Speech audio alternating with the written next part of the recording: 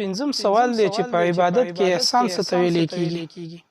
جواب: په عبادت کې احسان دې ته ویل کیږي چې ته په عبادت کې ټوله توجه الله سبحانه و تعالی ته وکړي. کله چې مونږ ته ودرېږي عبادت کې یا بل بندګي پاغي کې به ټوله توجه ست الله سبحانه و تعالی ته. قرآن کریم په سورۃ الشعراء کې الله سبحانه و تعالی فرمایي: هو الذي يراك. الله هغه ذات دی چې تاسو ته ګوري حين تقوم وتقلبك في الساجدين. کله چې تاسو مونږ ته ودرېږئ قیام باندې ولاړ یې یا سجدي ته ځئ الله سبحانه و تعالی دا ټول حالتونه تاسو ویني او تاسو ته ګوري. هر کله چې موږ کومه بندگی کوو الله سبحانه و تعالی تخکاری زمون هر عمل ته الله سبحانه و تعالی ګوري. نو باید چې په عبادت کې بیا موږ داسې بندگی وکړو چې خپل توجه الله سبحانه و تعالی ته پوره طریقې سره ورکړي.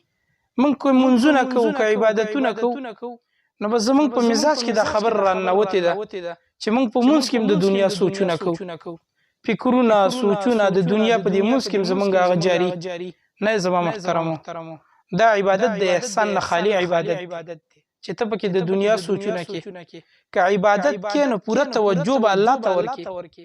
د دنیا دا سوچونه به یو طرف ته کېږدي او دا به ذهن ته راولي چې هغه الله ته ودرېږم الله ما ته ګوري. هو الذي يراك. الله ما ته ګوري. نو هر کله چې د الله ما ته توجه ده الله سبحانه و تعالی ما ساري ما ګوري نو باید چې زه خپله توجه هغه الله سبحانه و تعالی ته کړم. دا زه خپل سوچونه هغه الله سبحانه و تعالی ته کړم. د دنیا دا سوچونه پرېږدم. نو د دې د وجې نه احسان په دې عبادت کې راوستل پکار دي. او احسان څه ته ویل کیږي؟ پوره توجه، ټول سوچ، ټول فکر، ټول ذهان ستا الله سبحانه و تعالی ته. د کوم رب د پاره چې بندگی کې هغه رب ته ستا پوره توجه دې ته احسان ویل کیږي. حدیث کې راځي نبی کریم صلی الله علیه وسلم فرمایي د صحیح بخاری روایت دی مشهور حدیث دی حدیث جبرئیل ورته ویل کیږي. جبرئیل علیه السلام راغلی د نبی کریم صلی الله علیه وسلم نه څه پوښتنې کړې وي پاغي کې یو تپوس دا کړو مل احسانو چې زمون خوږ نبی احسان تعریف راته وکړه. احسان څه ته ویل کیږي؟ نو نبی کریم صلی الله علیه وسلم ورته د احسان تعریف وکړو. الاحسان ان تعبد الله. احسان دې ته ویل کیږي چې ته د الله بندگی وکړي کأنک تراه په داسې انداز په داسې کیفیت سره چې گویا هغه الله ستا مخې ته دی او تا ذهن کې دی چې هغه الله ما ته ګوري زما مخې ته دی. داسې طریقې سره ته د الله بندگی وکړي چې د یو سړي په ذهن کې دا خبره راشي چې گویا هغه الله زما مخې ته دی زه الله ته ګورم هغه الله معیني زه د هغه مخې ته ولاړم زما مخې ته دی. نو دا به د الله بندگی په کومه طریقې سره کوي؟ په صحیح طریقه به کوي که نه؟ ډېر په ښه طریقه باندې به کوي چې د سړي په ذهن کې دی چې هغه الله ما ګوري زه ورته ګورم زما مخې ته دی. نو دا په صحیح طریقې باندې د الله بندگی کوي. کوشش وکړه وای داسې عبادت وکړه چې گویا ته الله ته ګوري کأنک تراه گویا چې ته الله سبحانه و تعالی ویني.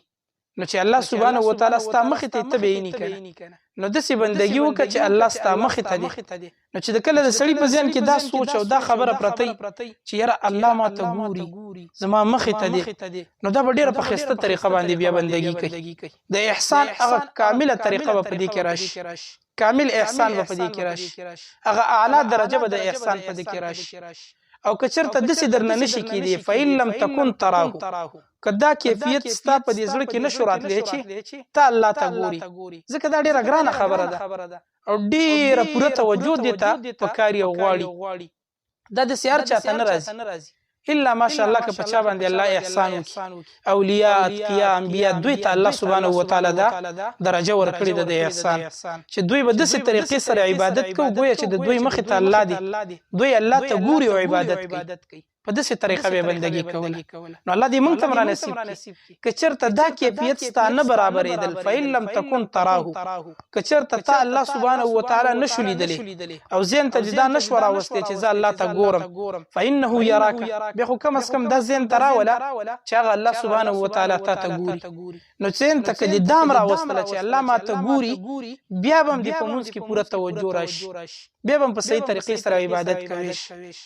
دو درجه د احسان په دې حدیث کې بیان شوی دي اولنۍ اعلی درجه ده کأنک تراه گویا چې ته الله ته ګورې ستا مخې ته دی ذهن کې دا راولي عبادت کدا نشي نو دویمه درجه ادنا درجه ده فإن لم تكن تراه فإنه يراك چې ذهن ته دا راولي چې الله خو ماته ګوري که مخې ته مې نه دی خو الله خو ماته ګوري کنه ما خو یې کنه اول کې آیات ما ویل الله فرمایي هو الذي يراك الله وایي زه تاسو وینم نو ذهن ته دا راولي چې هغه الله خو ماته ګوري نو چې دام دې ذهن ته راوستل نو ستا په عبادت کې به توجه برابر ان شاء الله الرحمن که عام مثال د دنیا ذکر کوم نو دا مثال به د دې لپاره ډیر مزناکي چې د یو سړی مالک مخې ته ناستي او دا د هغه مالک نوکری نو دا د هغه مالک مخې ته کار کوي په کومه طریقه به کوي خسته کار وکي په توجه سره وکي په صفای سره وکي د دې خیال بساتي چې مالک رانه خپه نشي زما په دې کار کې نقصان راونه بس نو ډیر په خطر طریقه باندې وکي